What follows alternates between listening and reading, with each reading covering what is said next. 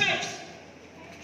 He saved Peter, the hot-tempered man, quick in empty promises. He saved him. He saved Peter. I want to tell you, Christ saved Saul, the persecutor of Christians, until he was changed to be Paul. How many people did he kill? How much did he oppose Christ's ministry? But he saved him.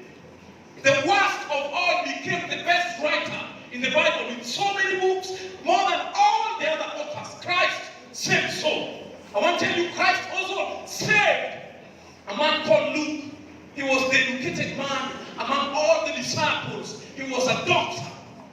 That's called Dr. Luke. Christ saved Dr. Luke. It means even if you are learned, Christ has the ability to save you. I want to tell you, education is therefore not a barrier to salvation. I've seen so many people, young people like you, you struggle in high school, in primary schools, and the time you do and get better courses to university and get good jobs, we tend to forget about God. And we think that life will be satisfying. I want to tell you, salvation rises beyond our education and our wealth. He saved a man called Matthew. Matthew was just a mere fisherman. Christ also saves the lowest. In my country, in a city where I stay, is along the Lake Victoria.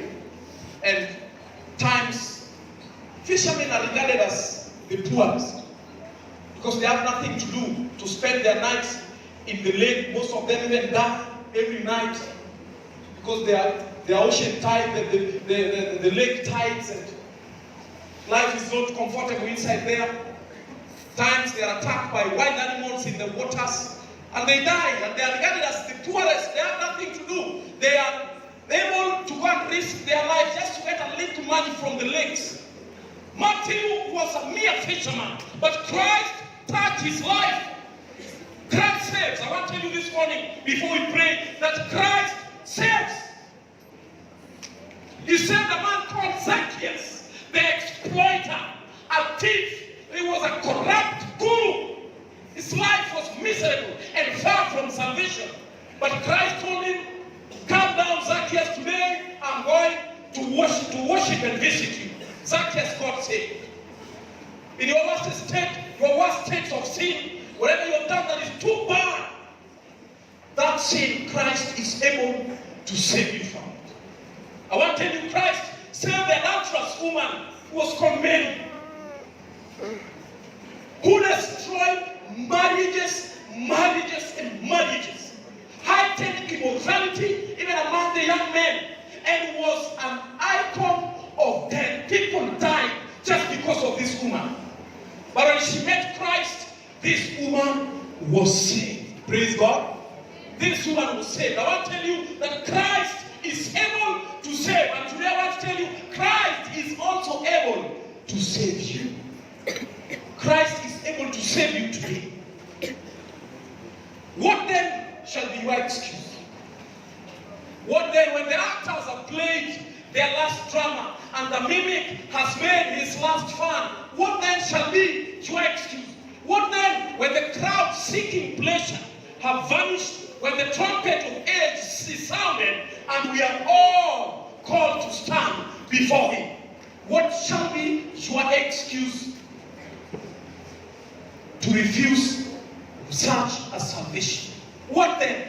What then shall be your excuse when the choir has sung its last song and the preacher has read the last verse and said his last prayer? What then shall be your excuse?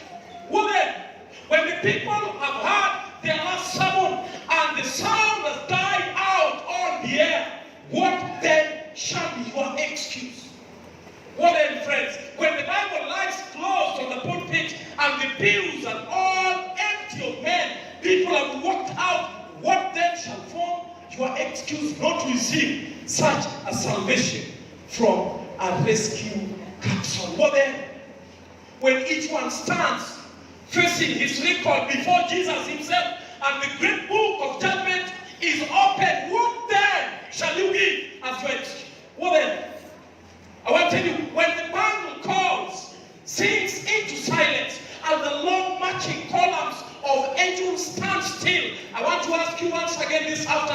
what then shall be your excuse?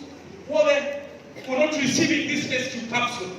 What then when Michael shall repeat his marching orders and the saints parade before the throne of God? Brethren, what then shall be your excuse? What then? When the flag has been hauled from the masthead and the judgment bell rings, and those who rejected the Savior are asked to defend their reason, what then? What then shall be your excuse? What then shall be your excuse? Is it because you are still young? Is it because that you didn't have a job? Is it because you are in school? What then shall be your excuse?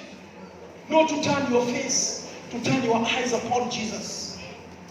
Accept Christ today. Yes, accept Christ today. He's calling you.